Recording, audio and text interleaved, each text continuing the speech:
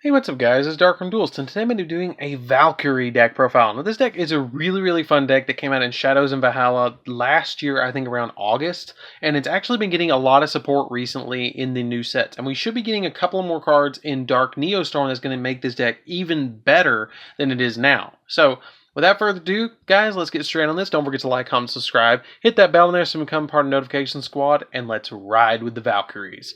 So, first off, we're going to be playing 3 copies of Valkyrie Broomhilda. Broomhilda, basically, if she's on the field, she's unaffected by opponent's spell effects, and she gains 500 attack for each monster your opponent controls. And during either player's, during your opponent's, when an opponent's monster declares an attack, you can have that monster lose exactly 1,000 defense, and if you do, Valkyrie monsters you control cannot be destroyed by battle this turn. So basically, you give up 1,000 for defense, make sure she can't. Valkyrie monsters you control cannot be destroyed by battle, and she gains 500 attack for each monster your opponent currently controls, which is pretty cool. Because usually your opponent's going to build up a pretty big board, and she's basically the big boss monster in the deck. Then we play 3 copy of Eins. Eins. So we play this at 3 because if this card is special summoned from your hand by a spell effect, you can target 1 Mischief of the Time Goddess in your grave and add it back to your hand. And if you control a Valkyrie monster other than a Valkyrie Eins, once per turn, you can banish 1 monster your opponent in your opponent's graveyard, and then this card gains this card's attack becomes equal to the banished monster's original attack, which can be pretty big, especially if you banish something like a Boral Load or Boral Sword or something like that. Then we play 3 copies of Valkyrie Zweit.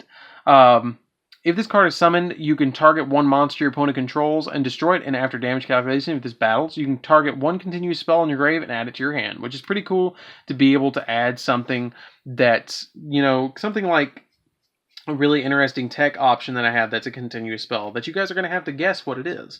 Then we play 3 copies of Valkyrie Drite. Valkyrie Drite is the one that we normal summon the most in this deck. We summon the new 2 Valkyries, but we summon this one quite a lot. So if this card is normal or special summon, you get to add a Valkyrie monster or Valkyrie card from your deck to your hand, except another copy of itself, and then you can use this effect of Valkyrie Drite once per turn. It gains 200 attack for each of your opponent's banished monsters, which can get pretty big if your opponent's playing something, interesting, like Grandma Jin. Then we play 3 copies of Verite. We play 3 copies of it because it's a good normal summon that we have in the deck. During your main phase, you can activate the top card of your deck equal to the number of other Valkyrie monsters you control. And if you do, add one of the activated normal spells from your deck to your hand. Send the remaining to the grave. Otherwise, shuffle all activated cards in the deck. And when this card is destroyed by battle and sent to the grave, you get special summon a Valkyrie monster from your deck. Usually I'm going to summon Broomhilda from this effect to just be able to have a big beat stick or 1 copy of Eins onto the field. Then we play 3 copies of the little level 1 Valkyrie. We play 3 copies of her. If she's special summoned, you can special summon a Valkyrie monster in your deck. And during your main phase, you can send the top 2 cards of your opponent's deck to the grave, which is pretty interesting. I'm not a big fan of that effect. I don't use it all that often, but I do use it from time to time. Then, for the tech card that I play in this deck, I play 3 copies of Summoner Monk to just be able to summon either Drite or summon her from the deck, because you can special summon any monsters level 4 from your deck. So you special summon out Drite, and then you get to search. So it's a really important thing to be able to search her quite easily. And then she lets you add a card from your deck to your hand. So we make Summoner Monk pretty easily. So then I play 3 copies of Ash Blossom. Ash Blossom is here just to negate stuff from my opponent doing certain things. So that's it for the monsters, guys. Let's get into the spells. So for the spells, we're going to be playing some really interesting ones. Keep in mind, though, the only thing about Summoner Monk is that you can only special summon level 4 monsters, which kind of sucks. I wish it could be any level, but, I guess it needs its own restrictions. So then we play 1 copy of Monster Reborn because we do, bring back certain things. 1 copy of 1 for 1. 1 for 1 is just a really good card to be able to special summon at the level 1 Valkyrie and then get her effect off to be able to special summon another Valkyrie, which is really important to be able to summon out like Broomhilda and stuff like that. I wish they would give us a card that would let us special summon her easily from like the deck or from the hand besides Ride of the Valkyries. It would make the deck so much more consistent. And then I play 2 of this new spell card, okay, that I saw somebody playing and I was like, wow, that's pretty interesting. So guess what it is down in the comments down below. It's pretty interesting. Tell me what you think it is. It's really obscure, if you will. I bet nobody's actually going to get it. So comment down below, tell me what you think it is, and I will flip it in 3, 2, 1. Here we go. So it is 2 copies of Legacy of the Duelist. I know. When have you heard of somebody playing this? I thought it was interesting to play this. When your monster declares an attack, you can target a spell trap card your opponent controls and negate the attack, and if you do, destroy the card. Each player can only set 1 spell or trap during the turn from their hand, and then monsters cannot attack the turn they were special summoned from the extra deck. I don't special summon from the extra deck that much, so it's not that big a deal. And during your main phase, before you draw, you can give up your normal draw, and if you do, add a monster from your graveyard to your hand, which is kind of important to be able to add, like, I don't know, Ash Blossom back to your hand, or, you know, your Valkyrie Vright from your graveyard to your hand, or even Drite back to your hand to be able to get additional searches. So this card is actually very versatile in the deck, and it really hurts your opponent and slows down the game, so you can get Ride of the Valkyrie in your hand and be able to summon the Valkyries and just be able to do so many different plays against your opponent. So that's why we play the 2 copies of the Legacy of the Duelist. Then we play 3 copies of Celestial Transformation. This card lets us special summon a fairy monster from our hand, and then half the attack of the monster, and if you do, destroy it during the end phase. This usually is used to special summon out the little Valkyrie. I use this to summon her quite a lot, and then once I special summon her out of my hand, I get to special summon another Valkyrie from my deck, and then I can use them for however I want. Use Ride of the Valkyries, and then special summon more Valkyries on my side of the field, and just attack my opponent for game. So that's usually the big play of the deck. Then we play 3 copies of Mischief of the Time Goddess. You need to play 3 copies of Mischief of the Time Goddess. This card is the best card in the deck besides Ride of the Valkyries.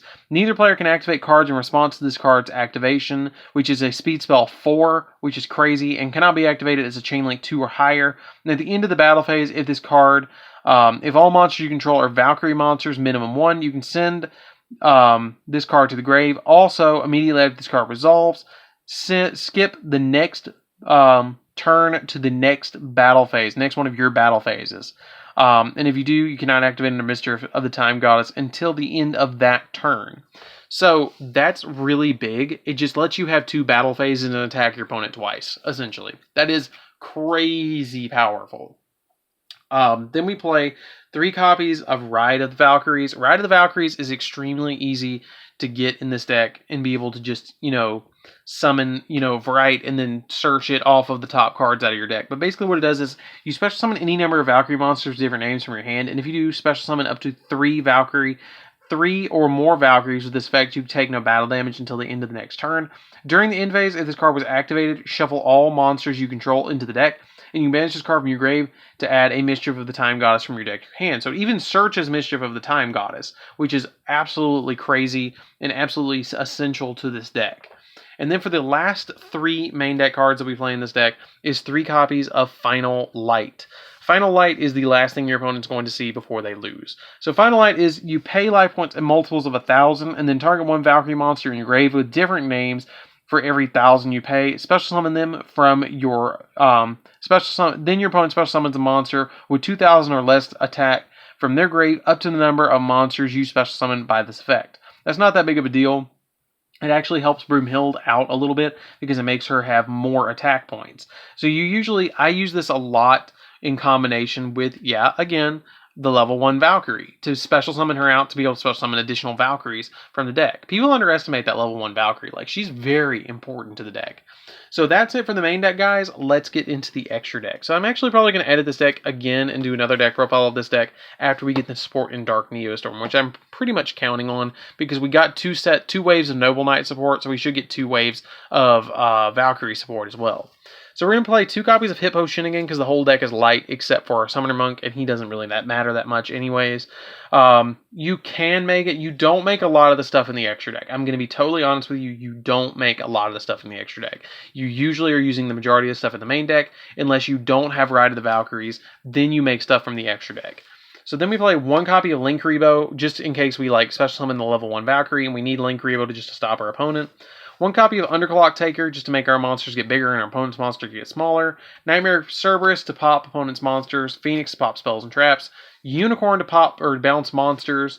Trisbania to hit back row, since we don't play any real back row in this deck except for Legacy of the Duelist, and I played it 2 of. So if I have it on the field, I don't make Trisbania. If I don't, I make Trisbania. Boral Load, just in case, I can make it pretty easily.